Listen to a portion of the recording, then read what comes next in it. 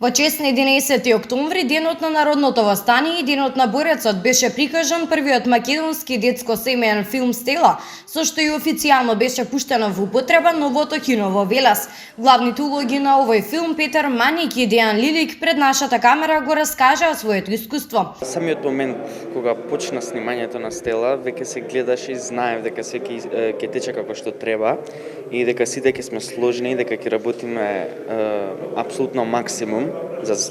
Значи, секој за што работи најмногу од себе дава за да го направи тоа и цело време како што се снимаше течеше све како што треба и лично за мене искуството е многу добро, интересно. Интересно е дека во овој филм играм на германски јазик, односно 90% од моите реплики се на германски јазик, не на мојот мајчин македонски, но сепак се работи за нашата татковина, нашите деца и затоа сум горд што сум дел од оваа екипа во овој филм. По повеќе од 20 години Велес повторно доби кино со најсовремена техничка и дигитална опрема за прикажување филмови.